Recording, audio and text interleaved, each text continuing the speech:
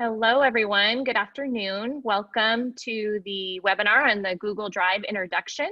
We're going to give it just about 1 to 2 more minutes. We have a lot of people still trying to connect in the waiting room, and then we will begin.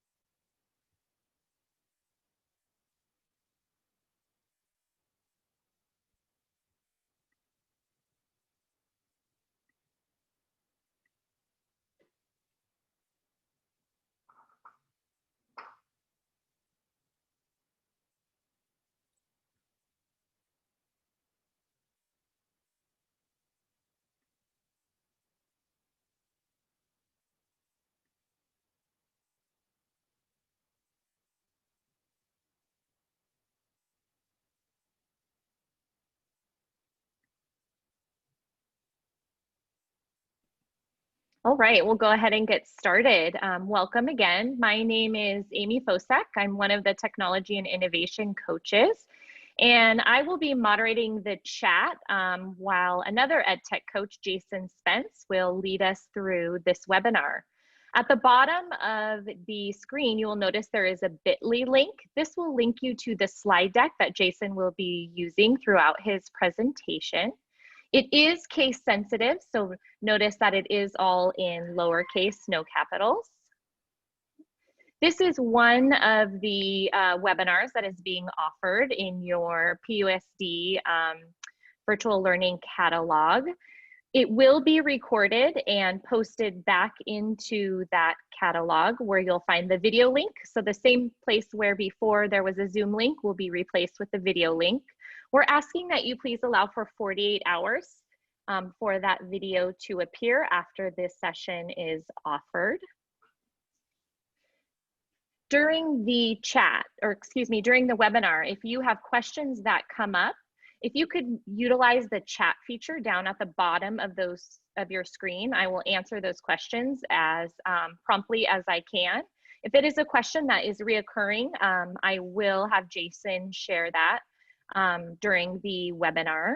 If it is a question that is something specific to you and your personal account, if you could private message me in that chat feature rather than sending it to everyone, that would be appreciated. So this webinar will be 60 minutes long. It will start with an overview of Google Drive and an introduction. And then Jason will stay and I will stay on at the end to answer any questions that may have come up.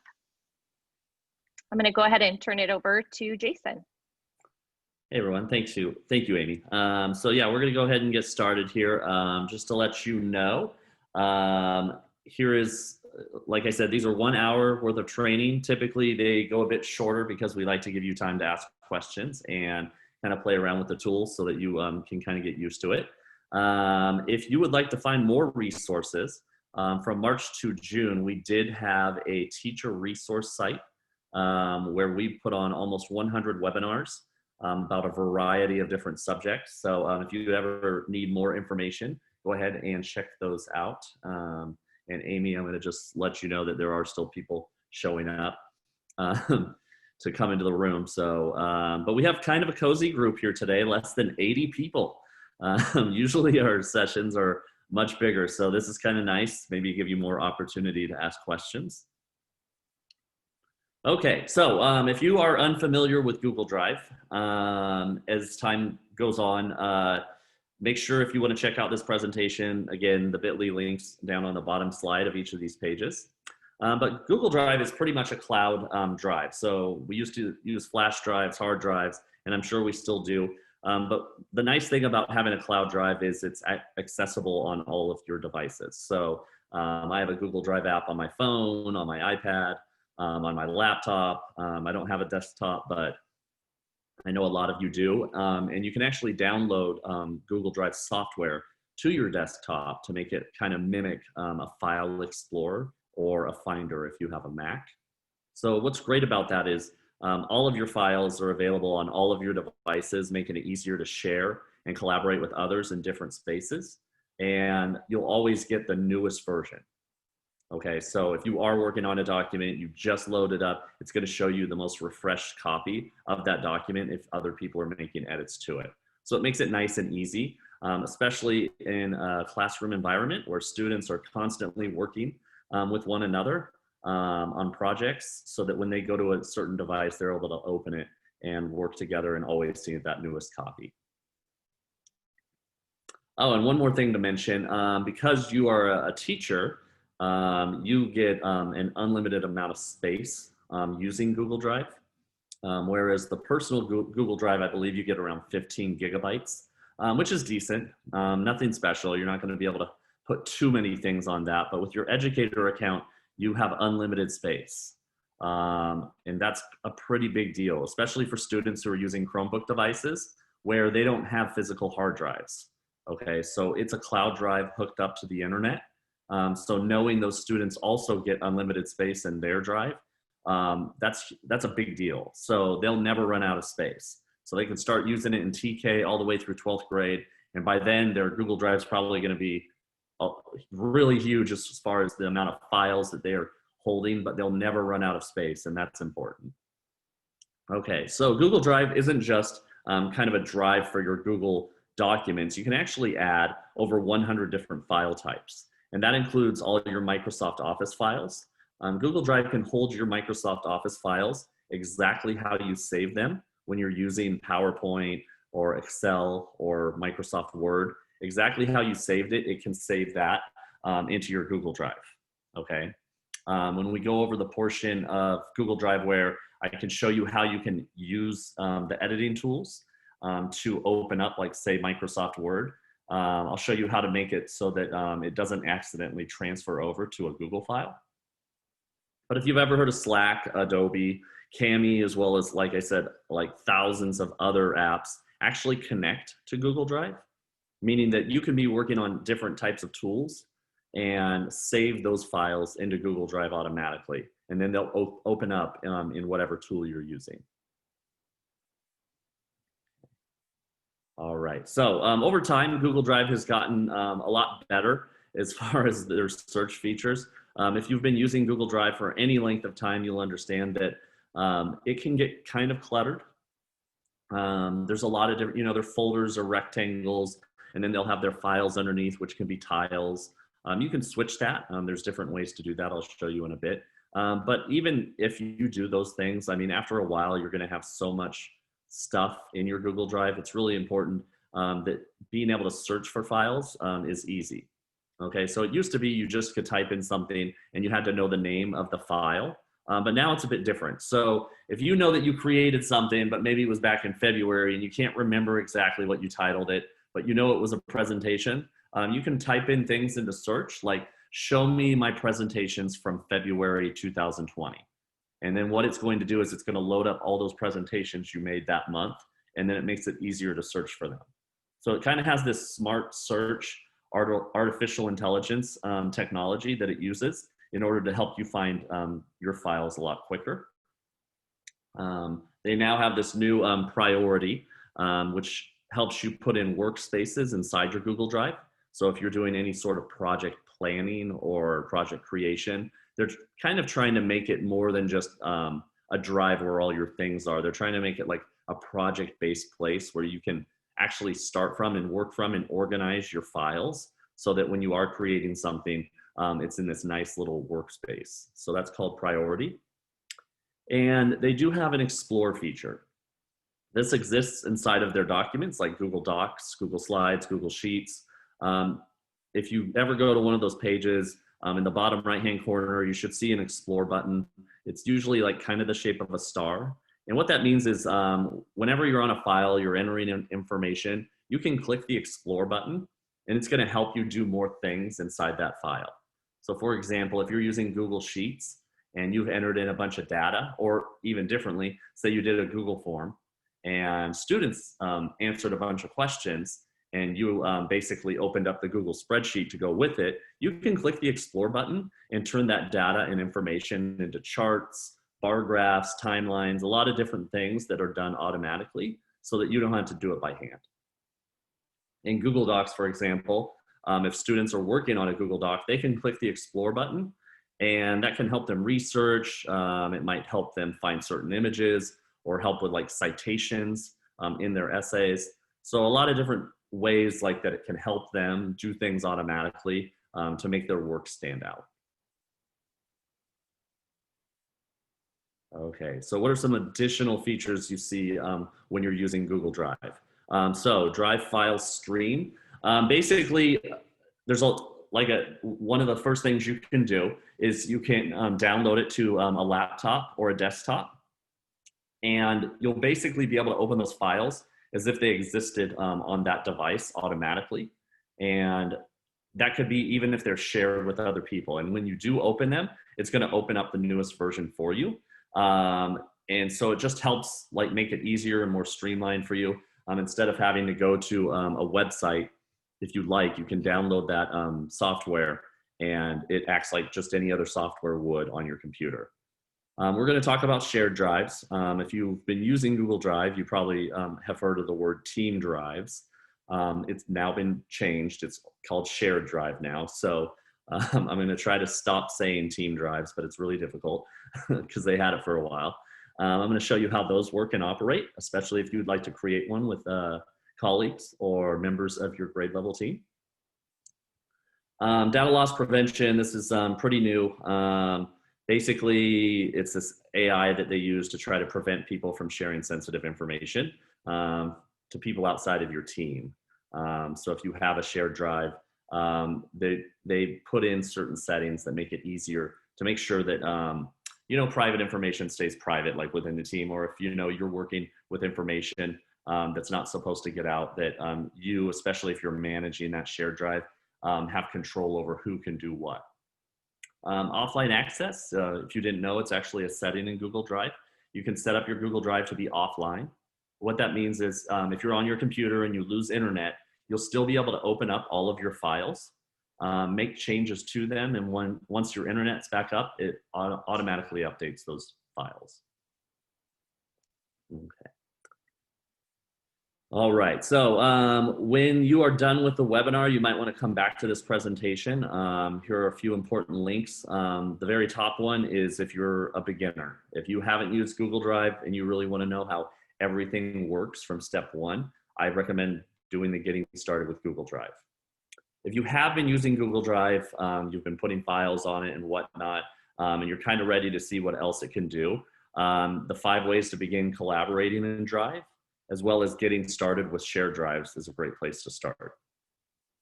There's also a Google Drive training and help page. That's everything to do with Google Drive. There's videos on there, there's links to other articles. So those 4 links right there are gonna help you kind of move along as you start using this tool inside your classroom. And really there's no wrong way to use it. You can use it just for yourself, but it's also good to know it so you can kind of show your students as they're going, because they don't really have any other place that exists where they can store everything in an unlimited way. So it's great for them to be taking advantage of their Google Drive account. Okay. All right, so I'm gonna stop for a second and I'm gonna ask Amy if there's any recurring questions or any questions so far. I think so far we are good.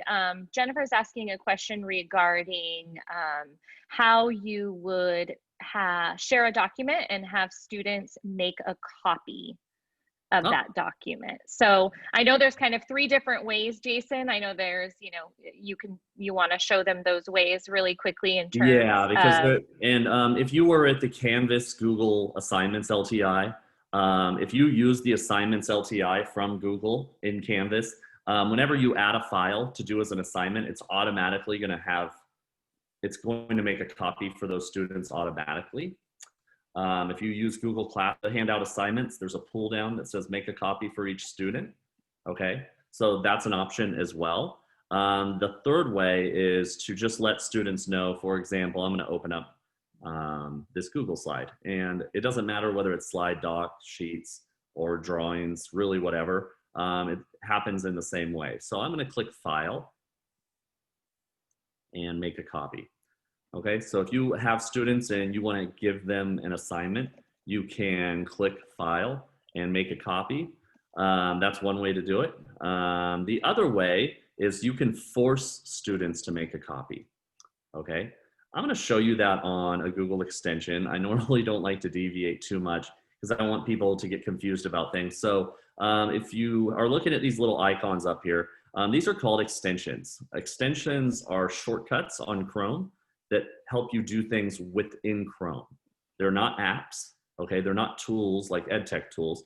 They just make something easier than maybe it wasn't before. So for example, if I click the share button, it's going to say that I can do these things. I can copy this link. I can get a link.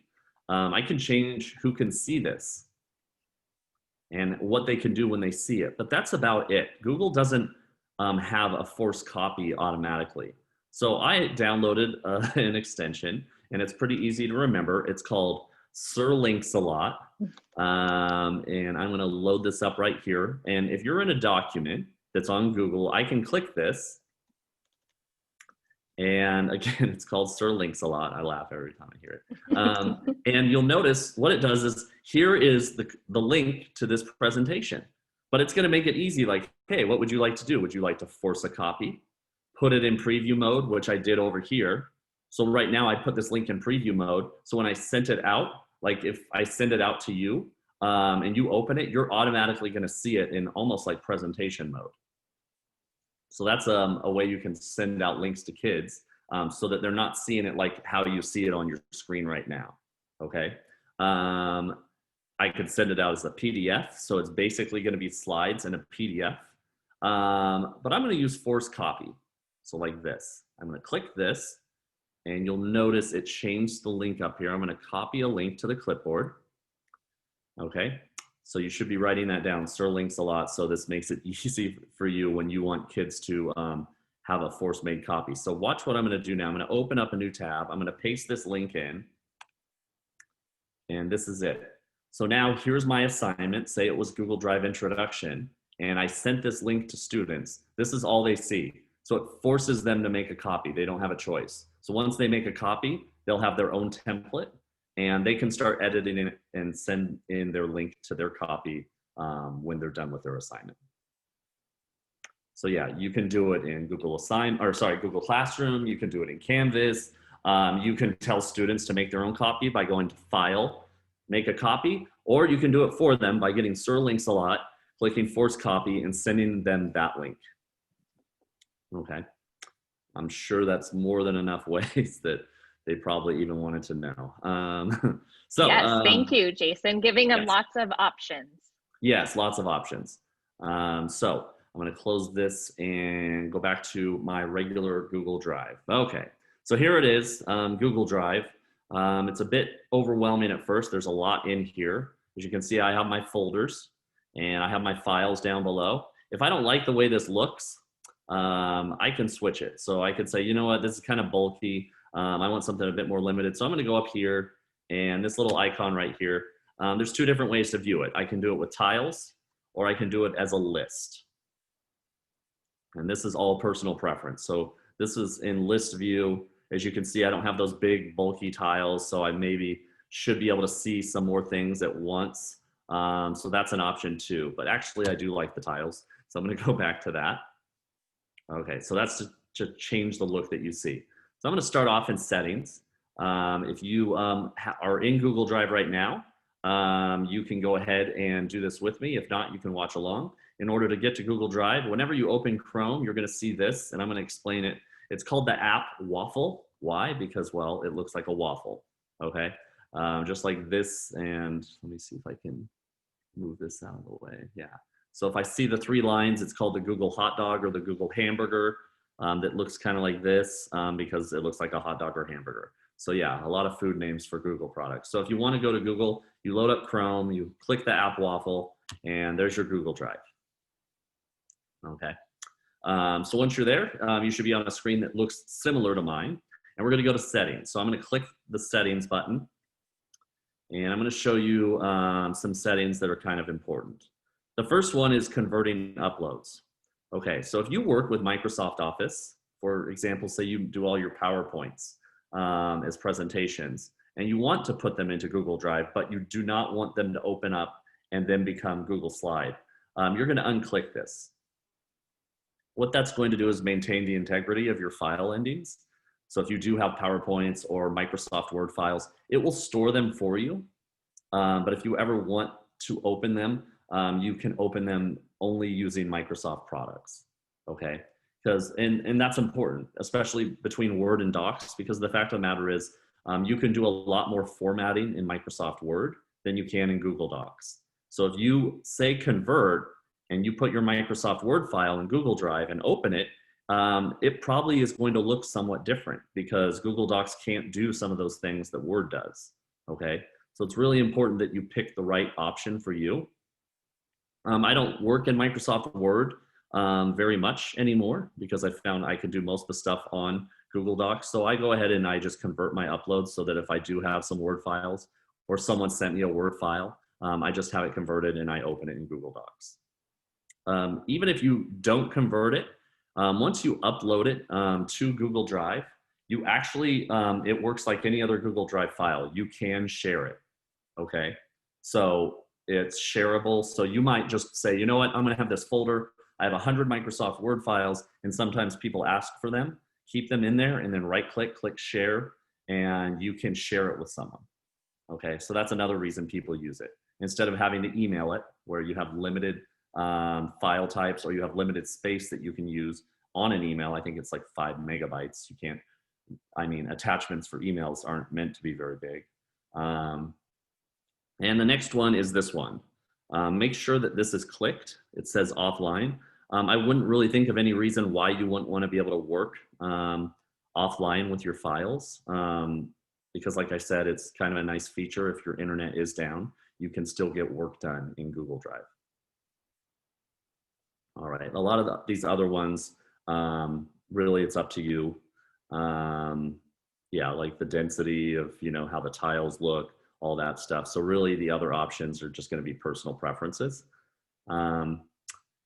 If you don't wanna get emails about Google Drive items, go ahead and tick this off and you will not get them anymore. Okay, so if you are sick of getting notifications about things changing or happening in your Google Drive, feel free to do so. And the last one, and now it's not letting me. All right, so I'm gonna go to Manage Apps. So I'm gonna show you what apps are in Google Drive in a second. But when you do add apps, if you're ever wondering, like, how do I make changes to the settings for my apps? This is where you do it. You go to Settings, Manage Apps, and you can kind of scroll down and see, do you wanna use it by default? And you can disconnect it if it's not working out for you. All right, I'm gonna click done. Okay, so that's the settings portion. And like I said, making sure you're using those two settings accurately is very important. All right, now I'm gonna go to the right-hand side. You're gonna see these three little icons. One is your Google Sites calendar, not Google Sites, Google Calendar. So if you are using Google Calendar for scheduling, you'll be able to see kind of what you have coming up. Makes it easier to work if you are using that. You can use Google Keep. This allows you to put like Post-it notes. So you can basically take notes of, you know, things you need to do. And like I said, you can have tasks and everything else all on here. You can put team meeting notes, anything like, so there's some, like you're meeting with someone, you can actually do that right while you're in Drive from Google Keep. So it's kind of, like I said, Google Drive's moving in that direction. I think they want you to do more project-oriented things on Google Drive, not just use it as a storage device. Very last thing is tasks. So if you are kind of a green communication style person, you like to create tables, spreadsheets, list out what it is you need to do, pros, cons list, anything like that, then you'll probably like using the tasks app or add-on, because then it like makes it easy for you to see what you have to do. Okay, so these are just built in, like I said, as little things for projects. They also have an add-on button. So this little plus right here adds add-ons. Okay, so we're gonna talk about apps and add-ons. Add-ons are just little things that you can put inside of Google Drive that make things easy, kind of like extensions, okay? They're not whole apps. They just kind of are like little shortcuts, I guess, if you had to call it that. Okay, so one I like to show people is, for example, QR code file sharing. So if I click on this and I do an install, and I'm going to continue, and I'm going to click this. Now, obviously, we're not in our classrooms, so QR codes, you know, aren't as important. Like, say I'm in my classroom and I want to have QR codes. Say I want to print some out from files on here because maybe I'm sending kids somewhere in the classroom and I need them to use their Chromebook to scan the QR code so that they can go to a certain site, video, or whatever else I want to show them. Okay, so once I add an add-on, it adds it here. Okay, so I can, let's see, I'll put there. See how this works. And you'll see that I clicked that presentation and it showed up here. And it says that I can create a QR code with one of these three things. It does say only 15 credits left, click to buy. So sometimes that's going to be the case. Sometimes you find stuff that does it for free. So really it's going to be depending on the add-on. So in this case, it's going to allow me to create a QR code automatically. The difference being that I don't now have to take that link, go to a website, and paste in the link, put in everything else I need the link to do, pop open an image, download the image, and all these steps. It could do it straight from Google Drive. So think of add-ons as that. They're meant to give you little shortcuts to do things within Google Drive. Okay, so if you ever want add-ons, you just click the plus here. It loads up the store, and then you can search down. There's just not that many yet because it is pretty new. Yeah, so here's some for education, since that's what's kind of great on all these Google tools. When you do search using the Google hot dog right here, they usually have education as a category, but you can also do popular, top rated, that sort of thing. So there are ways to search. As far as some of these, I haven't used all of them, so you would have to kind of search through and see if there's any that make sense for you. Like a French dictionary, maybe.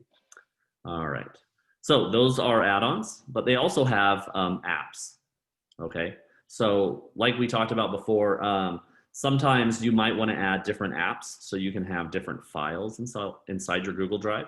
Now you can drag and drop anything inside your Google Drive.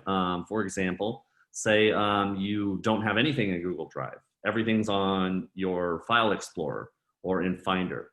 So I'm going to load up my Finder because I'm using Apple, but this works the same way if you have a PC. If you load up File Explorer, chances are you're going to see folders. Might not look exactly like this, but that could be it. But say I have all these folders, and say it's everything I'm doing with teaching. It's all my classes, and in those folders, I have multiple other folders as well as files, and I have subfolders, and there's just all this stuff. Like, I don't really want to move it to Google Drive because it sounds like a pain. You can actually highlight everything. And when you drag it in here, it's going to highlight blue. And what that means is it's going to drop it right into my drive, and it's going to keep every single file folder exactly how it is. So if you have a file folder and there's 10 folders in there, and there's like 20 subfolders, and there's hundreds of files, it's going to keep that file structure exactly how you left it. So, and that's literally all you have to do. Once I let go right now, it would put all of these right into Google Drive. I don't want to do that though. So, Jason, do you mind doing that one more time? There were a few who were not able to see your screen when you did that. Oh, okay. Yeah. So if you, like I said, you just have to make sure you have Google Drive open. You open up your File Explorer. Okay. So like I said, whether it's PC or Mac, I basically said, like, imagine I have a documents list or anything else. Like I said, imagine you have all your folders that you want to move over into Google Drive. You just literally highlight them, and it keeps the exact same file and folder structure that you've created already. Okay. So if you even want to create or change that structure before you drag and drop it, you can. Okay. So if I dragged and dropped these and I let go, like I said, it should highlight blue here. See, yeah, you want to wait until it highlights blue. See, like that? Okay. So now that it's blue, that means it's going to show up in my Google Drive. Exactly. See what it's trying to, yeah, if I hover over one area too long, it's going to try to go into a certain folder, but I don't want it to do that. So that's why I wait for it to be all the way blue like this, okay? But I don't want to drop these, so that's why I'm going to move those over here and make sure nothing's highlighted. So it keeps trying to do it, and I'm like, not going to let go of this. No, no, no. So Jason, can you give an example of why teachers would do what you just showed them how to do? So that all my files are backed up in the cloud, and I can share them with students, I can share them with colleagues. That's basically it. Perfect, thank you. Yeah, so like I said, once I have done this, and now I think I made my Google Drive a bit goofy.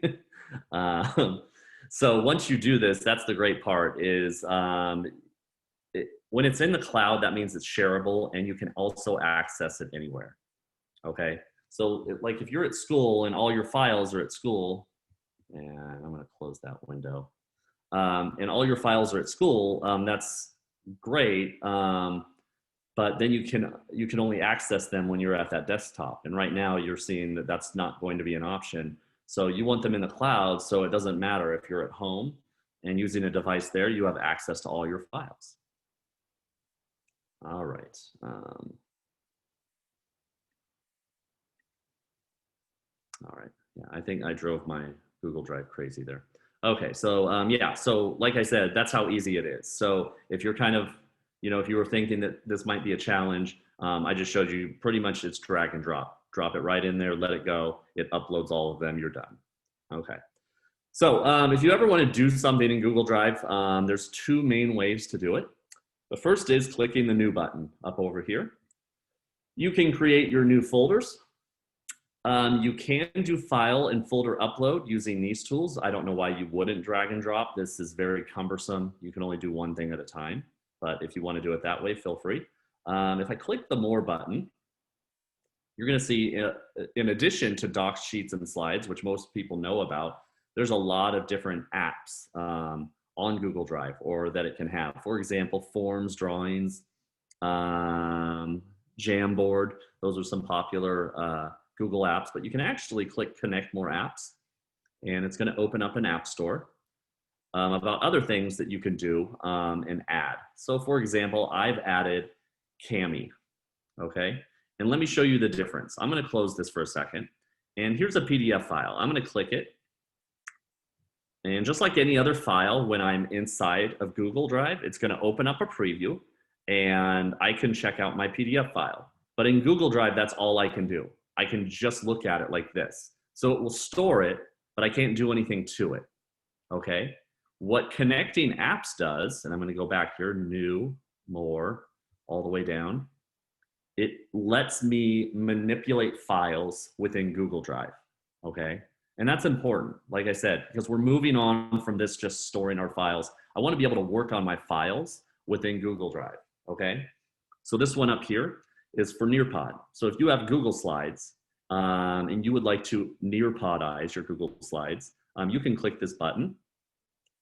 And what that's going to let you do is when you have your Nearpod lessons saved in Google Drive, you'll open them up, you'll click open in Nearpod and it will do so.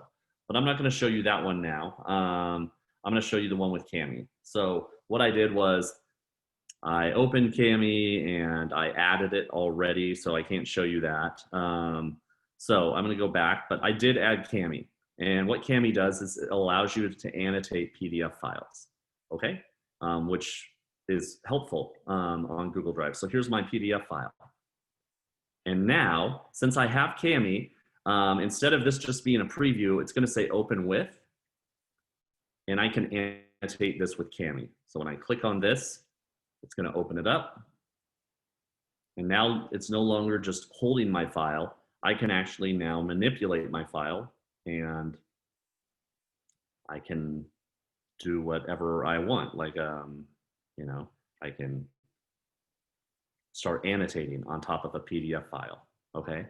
So for students, that's, obviously important. You want them to be able to open their files and not just to look at them. You want them to be able to make changes on them too. Okay, so that's what apps do. Okay, so I'm going to close this. I don't want it to save. But if I didn't install that add-on, or sorry, that app, not add-on, app, this wouldn't exist right here. Okay, and I didn't add these other apps. Google Docs is it, but that's not going to help me. Read and write's not going to help me. Nearpotting, that could if I'm using it, but really, when it comes to PDF files, I just want to annotate. Okay, okay, so I'm going to go back, and I'm going to go back and click New again. You don't have to just click New. You can click this little down arrow next to My Drive, and it does the same thing. Okay, so I'm going to click New, More, Connect More Apps, and I'm going to go back and show you. If you would like to check some out, feel free. They got Screencastify on here, which is a tool like Loom. Let's see. I mean, there's some great teacher ones. I'm going to actually click the Google hot dog and go to education. Oh yeah, and so now they have ones like if you're looking for apps that work with certain things, you can do that too. But I'm going to click education. And there we go. So we got Sketchup, which I think allows you to do 3D modeling.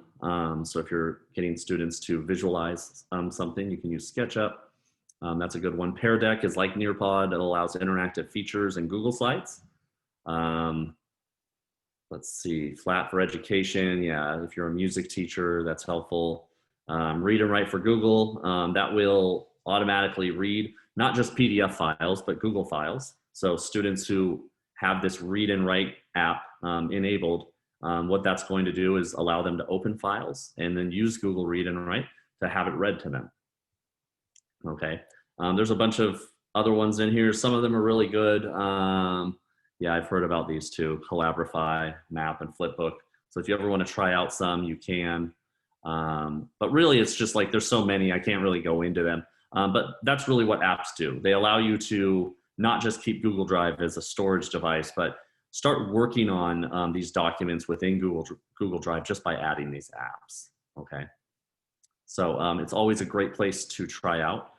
If you've heard of Powtoon, it's Animated Presentations. I connected that app. Now I can save my Powtoon presentations within Google Drive automatically. So really it gets students more like used to using this tool because Google Drive is kind of normally thought like I just save it there and then I don't do anything else. So connecting apps makes that different. All right, we're gonna move along. So like I said, the new button is one of the most important of the two things. The second one is the right click. Whenever you right click on something, you get a lot of options. So if you're ever wondering, well, what can I do with this stuff? Whether it's a folder or a file, right click on it. Like if you right click, it's gonna ask you to connect more apps because it's a folder. But if it's a document, it will show you the apps that you can do things with. You can share it from here. So if you're looking to share out the things you have in Google Drive, you can get a shareable link, which can be sent to anyone. Add a shortcut to Drive, move to a different folder, make it starred so that it's one of your preferred files or folders. You can rename it, change the color, like search within, view details about the folder. So anything you want to see, you can right click, view details, and anything in your Google Drive, it's going to tell you what's been going on. Like what's the activity, who's opened it, when's the last time they opened it, who's the originator. In this case, it's Beth. This is the last time it's modified. Any information you're looking for in a file or folder, you're going to be able to get it on there. So right clicking in the new button, especially if you're just starting out, just keep those two in mind. Okay, so now I'm going to talk a little bit about shared drives. I'm going to click this right here. So it uses team drives. And what shared drives are, if you have a team of people, like I said, maybe it's grade level collaborators, and you want a space that's like a Google Drive, but it's like for everyone on the team, you can make one. And you'll notice this is one where there's 5 of us, and it looks just like Google Drive. There's no difference. The only difference being is that now I don't have to share any of these files with the people in this folder. If I put it in here, it's shared with them automatically, okay? So, I mean, it can become kind of tiring, constantly sharing things with people. So now I know that if my teammates are going to this folder, all of the stuff that we create together and use together is here and ready to be used, okay? So I'm gonna show you some of the features that make it a bit different than your regular My Drive. And I'm gonna start that by clicking Manage Members. As you can see, that wasn't on my normal Google Drive because I don't manage members on my Google Drive. That's my Google Drive, it's meant for me. I might share out some things, but really it's my own personal hard drive space. Whereas this is solely meant for multiple people to use. So I'm gonna click Manage Members and see who's on here. All right, so currently I have 5 people on here and I have them listed all as managers. Now I can add other people. I can add Jennifer Burks, I could add Lana Nguyen, and I can also honestly pick what I would like them to be. So you saw previously everyone was a manager, and I'm gonna go over all those permissions, but I might decide, you know what, I don't want them to come in here and manage every aspect, every aspect of this drive. So I might change their status to maybe contributor, which means they can add files. They can even go into files and edit them, but they cannot delete them. They can't go into settings and change things. They can't start sharing out information from this drive with other people. So if you have people that you want to make sure that are managed appropriately, then you can change the way that they view this drive. Okay, so for example, say you have a principal who wants to kind of be in these drives just to kind of see what you're doing, well, then you can make them a commenter. That means that they're not going to be able to add, edit, delete. They can't change the settings. All they can do is open up files and they can write comments on them. Okay? And if you don't even want that, you can make them, they can view them. Okay? They can't share them out. They can't delete them. They can't make a copy. They can't download it. Nothing like that. They just can go in and view those files. Okay? So that's another thing that makes this a bit more powerful than regular Google Drive. Right now, everyone's a manager. Okay, so I'm gonna leave it that way and click done.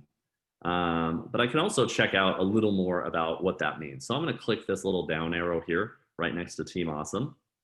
And I'm gonna go to Shared Drive Settings.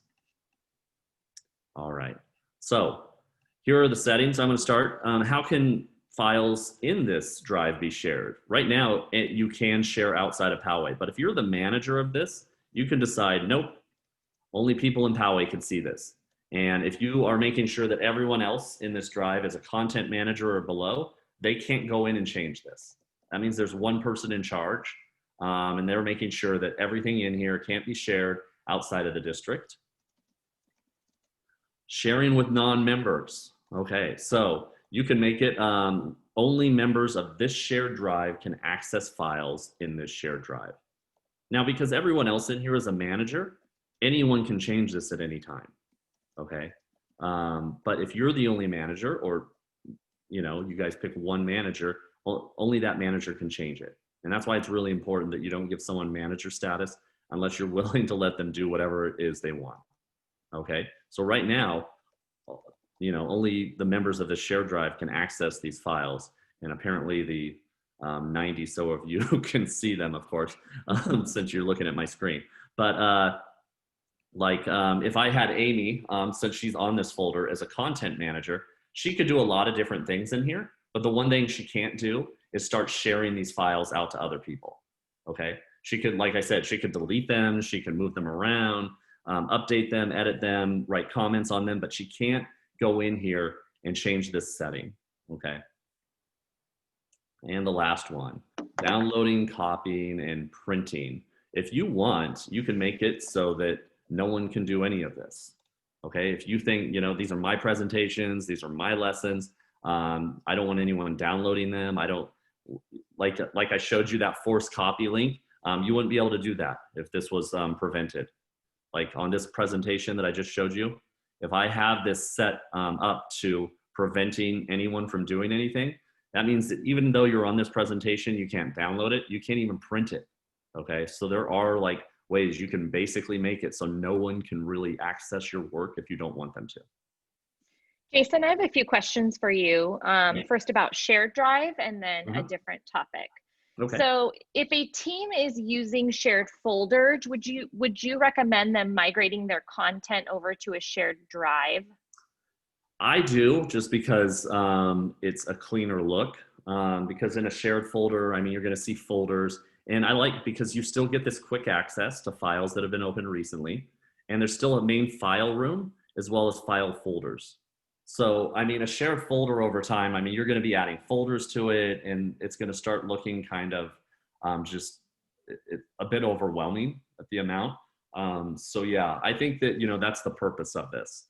So if you have a team that is really into sharing, and you want to make sure that it has its own Google Drive, I would recommend it. Okay. Mhm. And then last thing, can you just do one quick recap of how you got to the G Suite Marketplace again? Was that with the apps? Yes. Oh, okay. Yeah. So if you ever want to connect more apps, you can click on New, More, and go down here. So right to the bottom and click Connect More Apps. And that's going to open up the G Suite Marketplace for apps. Again, different from add-ons. And yeah, if you want to click the Google hot dog, as I call it, you could call it the Google hamburger. Really, it looks like both. And you can pick and decide, what are the most popular tools and check those out.